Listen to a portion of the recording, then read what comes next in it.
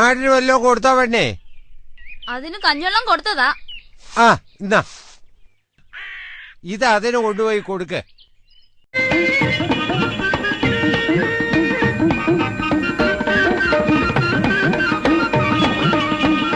ഒന്ന് മാറി നിക്കോ, ഞമ്മളൊന്നങ്ങോട്ട് പോയിക്കോട്ടെ. ഒന്നും കാണണില്ലല്ലോ ഈ ഇരുട്ടത്ത്. ഇതെന്താ ഇവിടെ എല്ലാരും ഇങ്ങനെ ഇരുട്ടത്ത് കുത്തിരിക്കണ്? അതെ, ഒന്ന് ലൈറ്റ് ഇടുവോ? ഞാൻ വരാൻ ഇത്തിരി വൈകിപ്പോയി. എല്ലാവരും നേരത്തെ വന്നല്ലേ. ഷോ, ഒന്നും വിചാരിക്കരുത് ട്ടോ. എന്താ ഇയാള് ഞമ്മളെങ്ങനെ സൂക്ഷിച്ചു നോക്കണ്? എന്നെ മനസ്സിലായില്ല? ഞമ്മളെ സൈനബ. ഹാന്ന്, അതന്നെ, മുച്ചീട്ട് കളിക്കാരന്റെ മകളിലെ സൈനബന്നെ. അതോ ബാപ്പല്ല പോണത്? മൂപ്പര് ഇവിടെ എത്തിയന്റെ റബ്ബേ. ഇതെപ്പോഴേനി കാണണ്ട. അതാ പുറത്തെ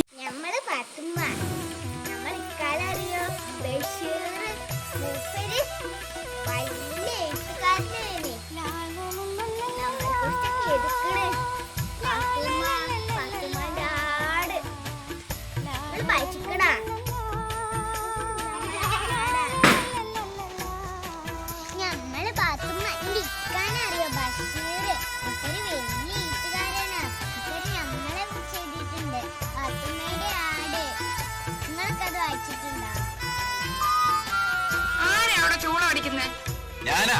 പേരെന്താ? ബഷീർ. എളിയ തോതിൽ ഒരു എഴുത്തുകാരനാണ്. 2.5 കൊല്ലത്തെ തടവ്. പേര് പറഞ്ഞില്ലല്ലോ. നാരായണി. സുന്ദരമായ പേര്. വയസ്സ് 22. സുന്ദരമായ വയസ്സ്. കഠിന തടവാണല്ലേ? അതെ, 14 കൊല്ലം. അപ്പോ കൊലക്കുറ്റമാണല്ലേ? വന്നിട്ട് ഒത്തിരി നാളായോ? 1 കൊല്ലമായി. എന്തൊരു ജീവിതം. എനിക്കൊരു റോസാച്ചെടി തരുമോ?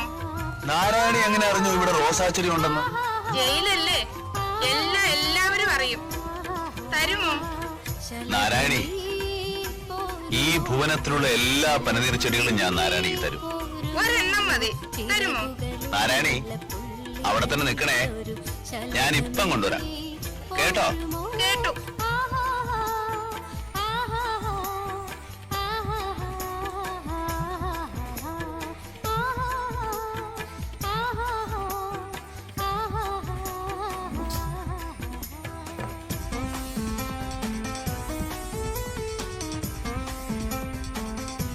എഴുത്തുകൾ വായിച്ച് ഏറ്റവും കൂടുതൽ ചിരിച്ചതും ഞാനായിരിക്കും, കരഞ്ഞതും ഞാനായിരിക്കും.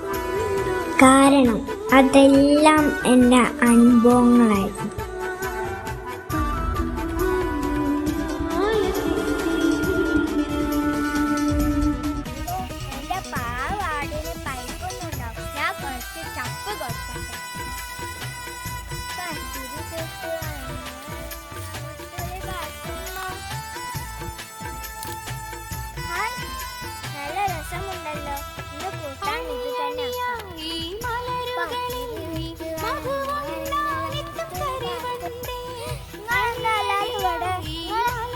കഞ്ഞിവെള്ളം കൊടുത്തേക്ക്.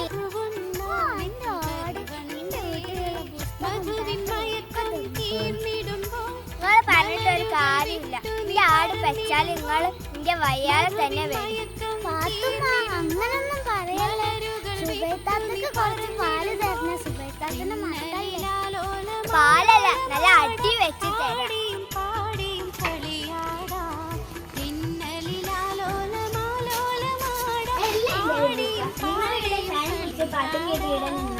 എന്റെ അടിയെ കാണാനില്ല. എന്റെ ഭയക്കാല സഖ്യം ശബ്ദങ്ങളും നിന്റെ ആട് തിന്നു തീർത്തു. പുതപ്പ് തിന്നാൻ നോക്കിയപ്പോൾ നിന്റെ ആടിനെ ഞാൻ അപ്പുറത്ത് കെട്ടിയിരിക്കുന്നു. അല്ലെങ്കിലും നിങ്ങൾ അതേ പറയുകയേ ഉള്ളൂ. എന്റെ ആടിനെ ഇവിടെ ആർക്കും ഇഷ്ടമില്ല. നിങ്ങളുടെ പുസ്തകങ്ങൾ എന്റെ ആട് തിന്നാറില്ല. എന്റെ ആട് പച്ച പ്ലാവ് മാത്രമേ തിന്നുകയുള്ളൂ. ഞാനൊന്നും തിന്നുന്നു.